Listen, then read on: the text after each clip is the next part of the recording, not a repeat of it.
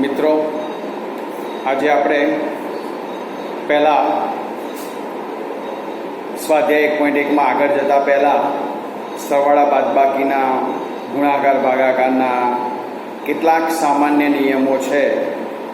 એ નિયમો તમને મારે શીખવાડવા છે, જેથી કરીને તમે કોઈ નિશાનીમાં ભૂલ ન કરો, સરવાળા બાદબાકીમાં ગુણાકાર ભાગાકારમાં ભૂલ ન થાય.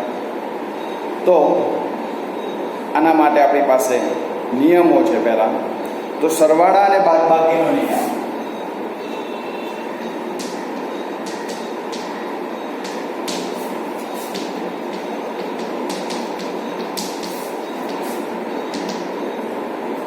આ નિયમની અંદર સમાન ચિહ્નવાળા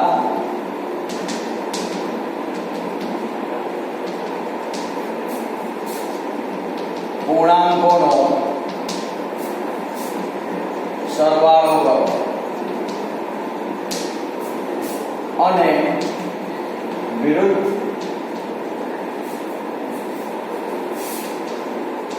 ચિહ્નવાળા પૂર્ણાંકોની બાદબાકી કરવી. પણ નિશાની એટલે કે જે ચિહ્ન છે એ ચિહ્ન મોટી સંખ્યાનું મૂકવું. ઉદાહરણ તરીકે -5 -2, તો -5 -2 બંનેની નિશાની, આગળની નિશાની જુઓ સમાન ચિહ્ન છે, તો બંનેનો સરવાળો થશે. 5 ને 2 7 અને મોટા પૂર્ણાંકનું ચિહ્ન આવે એટલે -7. એવી જ રીતે -5 વત્તા 2 છે, તો બે જુદી જુદી નિશાની હોય તો બાદબાકી થાય. મોટામાંથી નાનું બાદ થાય, 5 માંથી 2 જાય તો 3. મોટી સંખ્યાની નિશાની આવે -3. એવી જ રીતે જો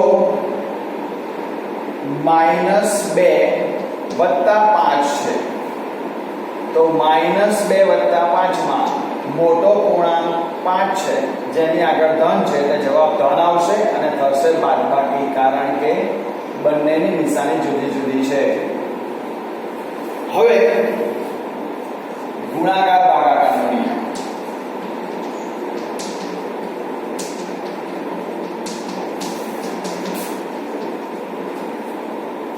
કે બે સમાન ચિહ્ન વાળા પૂર્ણાંક નો ગુણાકાર કે ભાગાકાર ધન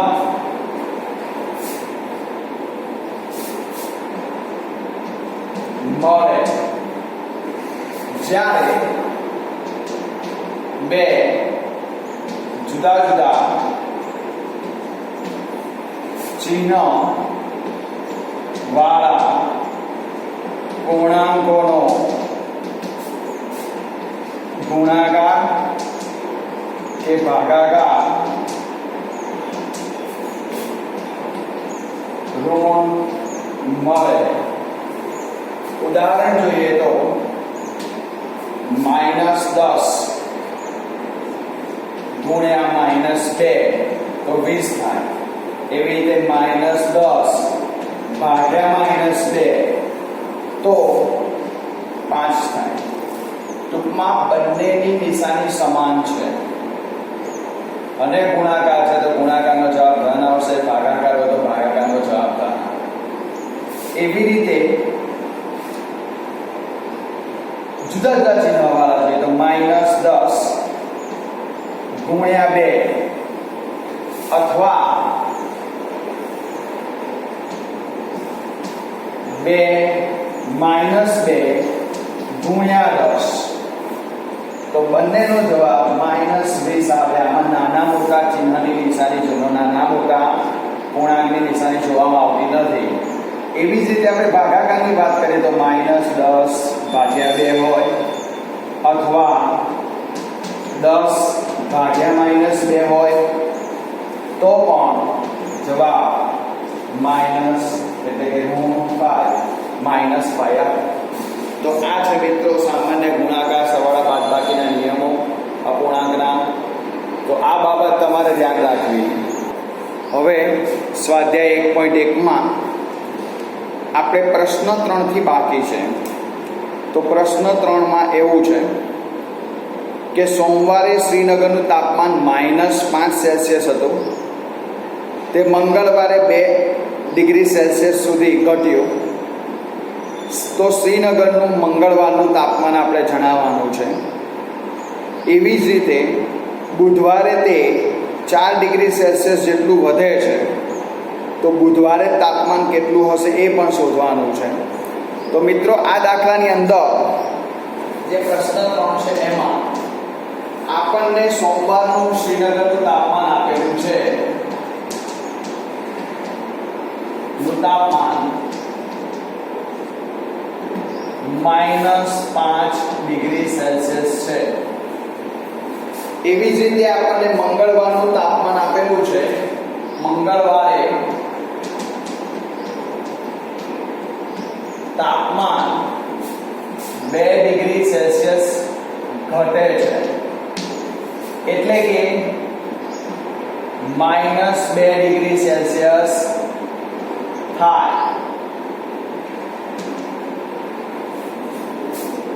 તો મંગળવારનું શ્રીનગરનું તાપમાન -5 હતું, એ ઘટીને -2 થયું, એટલે કે 2 ઓછા થયા. તો ટૂંકમાં માઇનસ પ્લસ 5 ને 2 7, પણ મોટી સંખ્યાની નિશાની મૂકવાની -7 ડિગ્રી સેલ્સિયસ થાય. હવે બુધવારે તાપમાન વધે છે અને વધીને 4 ડિગ્રી જેટલું તાપમાન વધે છે. માટે બુધવારનું શ્રીનગરનું તાપમાન આપણે શોધવું છે. તો જે મંગળવારે -7 ડિગ્રી સેલ્સિયસ હતું એમાં આપણે 4 ડિગ્રી સેલ્સિયસ વધે એટલે પ્લસ કરવા પડે, તો -3 ડિગ્રી સેલ્સિયસ થાય. મોટી સંખ્યાની નિશાની, જુદી જુદી નિશાનીઓ બાદબાકી કરવાની. તો આ રીતે -3 ડિગ્રી સેલ્સિયસ આપણને તાપમાન મળશે. પછી આપણે જોઈએ આગળ એક ચોથો દાખલો છે. તો એ ચોથા દાખલાની અંદર શું માહિતી છે હું તમને બતાવું છું. એક ચોથા ક્વેશ્ચનની અંદર, ફોર્થ ક્વેશ્ચનની અંદર આપણને એવું એક આપેલું છે માહિતી કે એક વિમાન છે, દરિયાની સપાટીથી 5000 મીટર ઊંચાઈએ ઉડે છે. એટલે કે આ છે આપણી દરિયાની સપાટી, એના 5000 મીટર ઊંચાઈએ એક વિમાન ઉડી રહ્યું છે. આપણે એમ માનીએ. હવે દરિયાની સપાટીથી 1200 મીટર, એટલે કે અહીંથી એક્ઝેક્ટલી 1200 મીટર ઊંડાઈએ એક સબમરીન તરી રહ્યું છે. તો આ બંને વચ્ચેનું અંતર આપણે શોધવાનું છે. તો અહીંયા આપણે 0 લઈ લઈએ સંખ્યા રેખા પ્રમાણે. તો આ ધન આવે અને આ માઇનસ આવે, એટલે બંનેનો સરવાળો, બંનેની આપણે વચ્ચેનું અંતર શોધવું તો બંનેની બાદબાકી કરવી પડે. મોટામાંથી નાનું બાદ થાય તો વિમાન અને સબમરીન વચ્ચેનું અંતર બરાબર 5000 ઓછા -1200 મીટર. તો 5000 વત્તા 1200 થાય, એટલે કે 6200 મીટર તેમના વચ્ચેનું અંતર થાય. તો હંમેશા બે વચ્ચેનું અંતર શોધવું તો આપણે બાદબાકી કરવી પડે. મોટામાંથી નાનું બાદ કરવાનું છે. મોટી સંખ્યા 5000 છે, માઇનસ આ 1200 છે એટલે માઇનસમાં છે, ઋણ લેવા પડે સંખ્યા રેખા પ્રમાણે. તો અહીંયા દરિયાની સપાટી આપણે 0 મીટર લીધેલા છે. તો હવે એને આપણે અહીંયા મૂકીએ તો 5000 માઇનસ માઇનસ 1200 એટલે અહીંયા માઇનસ માઇનસ ગુણાકાર થાય પ્લસ થાય અને 6200 મીટર થશે બંને વચ્ચે. મિત્રો આ જ રીતે question number 5, question number 7, question number 6, 5, 6, 7 તમે તમારી રીતે તમારા પ્રયત્નથી તમારા બુદ્ધિ પ્રમાણે તમારે જાતે કરવો જોઈએ એવું મારું માનવું છે, જેથી કરીને તમને આઈડિયા આવે કે અમે કેટલા આ વસ્તુમાં પારંગત એટલે કે સમજણ અમને પડી છે. તો મિત્રો ક્વેશ્ચન નંબર 5, 6 અને 7 તમે તમારી જાતે કરજો. હવે આપણે ક્વેશ્ચન 8 જેમાં આપણે ચકાસણી કરવાની છે. ક્વેશ્ચન 8 ની અંદર આપણે ચકાસવાનું છે a માઇનસ માઇનસ b બરાબર a પ્લસ b ચકાસો. આ દાખલાની અંદર આપણી પાસે અંદર 4 જુદી જુદી રકમો આપી છે, જેમાં a અને b ની કિંમતો છે આપણી પાસે.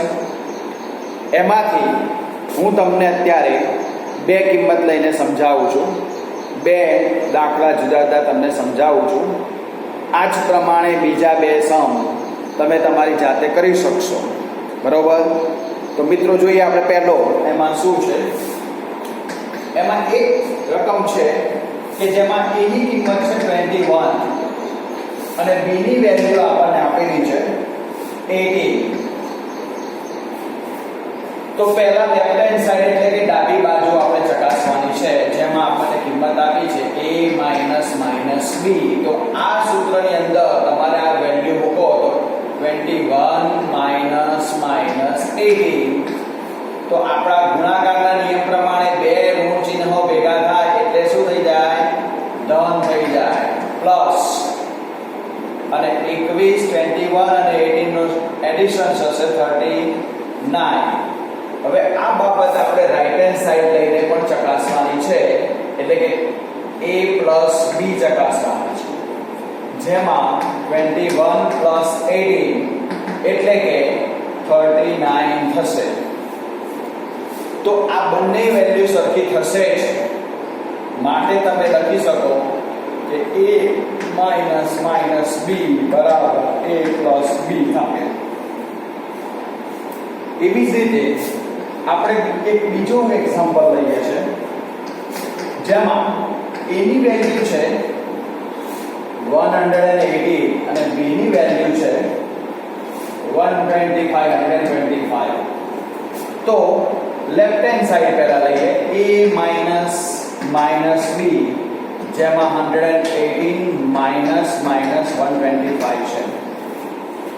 તો મિત્રો અહીંયા પ્લસ થશે 118 પ્લસ 125, તો બંનેનું ટોટલ કરીએ તો 243 થશે.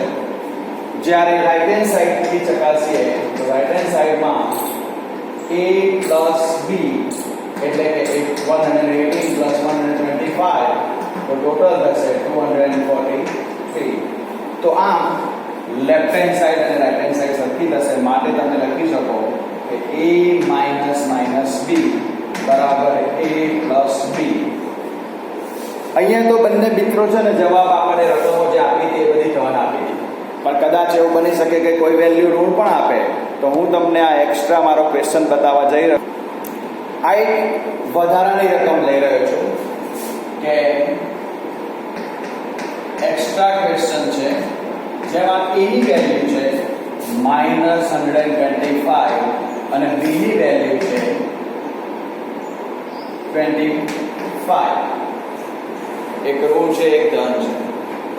તો મિત્રો પહેલા લેફ્ટ હેન્ડ સાઈડ આપણે જોઈએ ડાબી બાજુ એટલે a માઇનસ માઇનસ b એટલે કે માઇનસ 125 માઇનસ માઇનસ 25. તો માઇનસ 125 125 માઇનસ માઇનસ પ્લસ 25 થશે. તો 125 મોટી સંખ્યા છે જેની આગળ માઇનસ ચિહ્ન છે એટલે માઇનસ આવશે. બંનેની નિશાની જુદી જુદી છે. બાદબાકી કરીએ તો 100 વધે તો માઇનસ 100 આવશે. અને રાઈટ હેન્ડ સાઈડ જેમાં a પ્લસ b આપણે ચકાસવું પણ એનું મૂલ્ય છે વેલ્યુ છે માઇનસ 125 એટલે પ્લસમાં 25 છે તો આ એનું એ જ થાય માઇનસ 100. ટૂંકમાં a માઇનસ માઇનસ b બરાબર આપણે a પ્લસ b લખી શકીએ. તો આ ભાગની અંદર આપણે આટલું રાખીએ છીએ. આ સ્વાધ્યાયમાં બાકીના જો કોઈ દાખલા રહી ગયા હોય તો તમે તમારી જાતે પૂર્ણ કરજો. હવે પછીના ભાગમાં આપણે આગળનું સ્વાધ્યાય જોવાના છીએ.